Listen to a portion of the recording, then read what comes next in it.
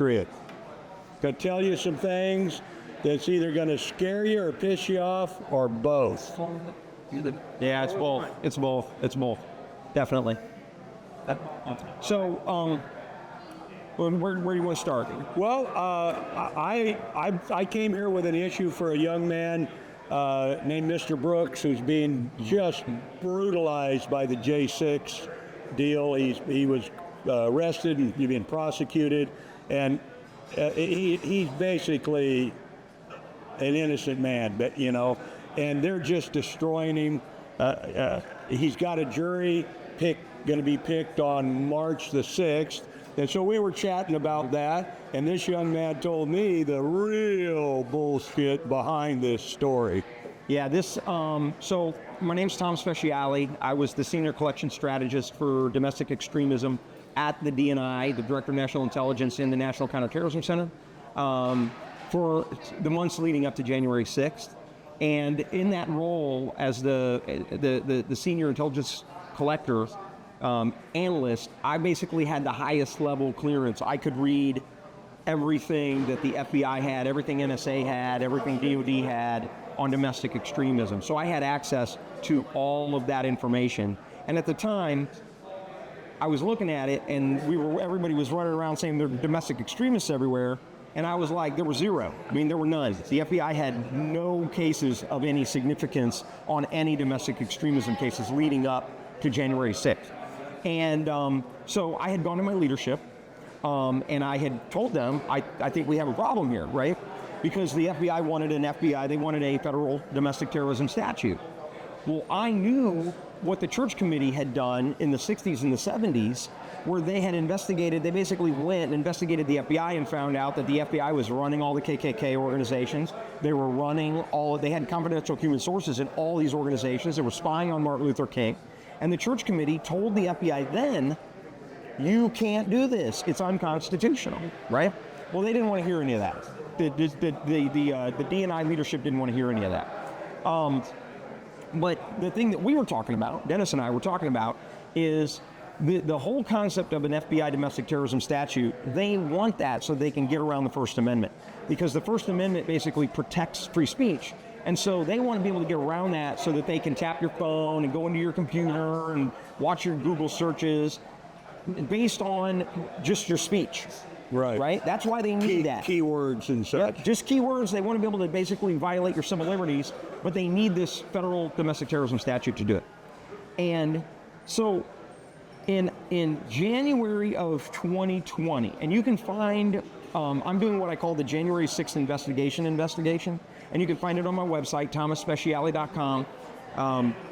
And you can find this document on there because there's a link on my page to this document. It's called the National Counterterrorism Center Domestic Terrorism Conference 2020. And they held it in January of 2020. And during that conference, very likely somebody in the FBI presented the whole concept of this federal domestic terrorism statute. And people at the conference said, wait, you can't do that. It's against the Constitution, and it'll cause people to think it's government overreach. And they said, well, and it's in writing. I mean, you read the report, it's in writing. It says, well, what if we had a federal domestic terrorism statute, but we weren't going to use it. We just wanted to intimidate people into silence. Sorry for the leak. Okay, now that's the level of the tyranny that we're dealing with. And this goes to what Dennis and I were talking about the arrests. And I've said this and said this and said this. A lot of these arrests are, SWAT team, the FBI SWAT teams and all this stuff, because they want to intimidate other Americans, right, into being silent. Even more insidious than cancel culture is this. Because it literally is them intimidating Americans into being silent. Yeah. Okay, because they're afraid, and we know it. I know personal friends and family members that are afraid to talk on the telephone about the perceived threat to the Constitution. Hundreds that I know, and you as well, who won't donate to things because they don't want their name associated. Correct. But say, by God, I support you. That's correct. 100%. And that's horrible in a free country. Yeah, that is horrible. And that is the weaponization. That is the weaponization of the Department of Justice and the FBI against freedom. And they know it. They know it. They're doing it on purpose. And I believe that they think they're doing it for purposes of national security. They think they're saving the country. Well, because they believe in big government. Correct. That's their God. That's correct. Big That's government correct. is their God.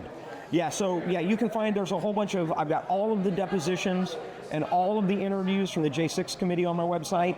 And on my website, you'll find their names, the duty position or job description or the job that they were in, I call it which faction, like whether they were DOJ or whether they were FBI or whether they were State Department or who, whatever, or whether they were Team Trump, people in the White House, White House staff. So you can see that it's all organized. Cowboys for Trump, like Coy, who got the book threw at him for nothing. Yeah, it's again, they're doing it, especially going after. And at the time on January 6th, I was at January 6th, I was the national spokesman for Vets for Trump. And I do believe the only reason that I have not been arrested, well, first of all, I didn't go into the Capitol. I only went up to the Capitol. I didn't go into the Capitol. I got there late, so I never saw any warnings not to go in. That it was restricted grounds. So I think God protected me to a great extent. Yeah. I believe God protected me because the one door that I was near, it never got breached, so that door never opened. So I didn't go in. But at the same time, I think that a lot of the investigation, I talked to a pretty senior lawyer on this, and what they're really prosecuting people on is in a lot of ways, and it may not apply to your friend's case or to Corey's case, but was the intent that they had to do violence. Oh, no, absolutely it does. Absolutely. If they didn't have an intent to do violence, and then violence happened, and that's, I'm in the Epoch Times documentary, the Long Road Home, I'm in that documentary, and I talk about black swans, and I think that, I really do believe that there were people on the left, and there were people on the right, that were hoping that there would be violence. I believe that. There was some. Look, we can't, because there are assholes out there. That's correct. There are. And there were some. Yep. And then I do believe that some people in government made some poor decisions about defending the Capitol with regard to the use of the National Guard. Either poor decisions or purposeful decisions. Or potentially purposeful. Okay, and because I'm an analyst, I don't like to get out and say that it was that kind of stuff. Because I basically say, look, until I see that evidence, but I am seeing some evidence that there was some communications between senior congressional officials and members of the Department of Defense who suspected that there was going to be violence and maybe made decisions. And the mayor of D.C. was very clear that the National Guard could only do like street Correct. guard, Correct. And traffic. And I believe for me, based on what I'm seeing, there's an equal chance that it was done deliberately or to create fragility, and an equal chance of just ineptitude, and people didn't expect there to be violence. Look, we all know that the best laid plans of mice and men. That's right.